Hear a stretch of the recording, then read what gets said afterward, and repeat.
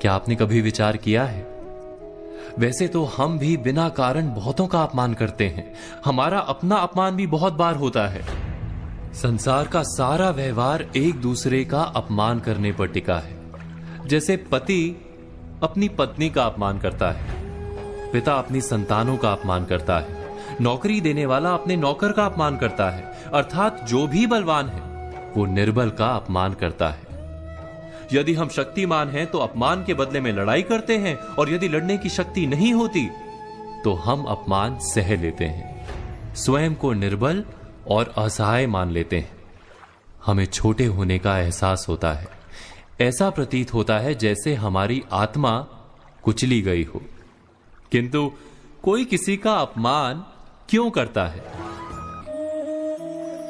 हम विचार कर रहे थे कि जब अपमान होता है तो मनुष्य को अपनी निर्बलता का एहसास होता है, और निर्बलता का बोध मनुष्य को कुचल देता है। वो अधिक से अधिक निर्बल बन जाता है, अत्याचार सहने की आदत सी पड़ जाती है, आत्मविश्वास का नाश हो जाता है। और जब आत्मविश्वास नहीं होता तो मनुष्य शराब और जुए जैसे व्यसनों में सुख ढूंढता है, मन से रोगी बन जाता है। आखिर किसी भी मनुष्य की ऐसी दुर्गति कोई क्यों करता है? अपमान करने वाला वास्तव में क्या सिद्ध करना चाहता है? कभी गहराई से विचार किया है? वास्तव में हम किसी का अपमान करते हैं उसकी निर्बलता सिद्ध करने के लिए, यह बताने के लिए कि हम अधिक शक्तिमान हैं। अर्थात वास्तव में अपमान करने वाला स्वयं अपने आप को शक्तिमान या बलवान सिद्ध करने का प्रयास कर रहा है। अपमान करने वाला हकीकत में अपनी शक्ति से आश्वस्त नहीं है, उसे अपनी शक्ति पर भरोसा नहीं है। दूसरों को चुनौती देकर वो अपनी शक्ति पर विश्वास प्राप्त करने की कोशिश करता है।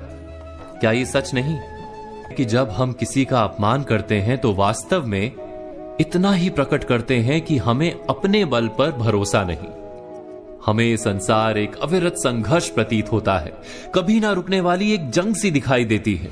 हम अपने निकट आने वाले सभी को प्रतिद्वंदी मानते हैं, फिर वो पति या पत्नी ही क्यों ना हो। हमें निरंतर लगता है कि हमें अपनी शक्ति सिद्ध करनी होगी, अन्यथा हमारा शोषण होगा, हम किसी के गुलाम बन जाएंगे। किंतु क्या हमने कभी विचार किया है कि दूसरों को प्रतिद्वंदी अर्थात दुश्मन मानने के बदले कलीग मान लें, हमारी सहायता करने वाले सहयोगी मान लें, अर्थात दूसरे व्यक्ति को प्रेम करें तो उसका अपमान करना आवश्यक ही नहीं होगा। किंतु प्रेम करने के लिए आत्मविश्वास आवश्यक है। जिसे अपनी शक्ति पर विश्वास नहीं, वो प्रेम कर ही नहीं सकता।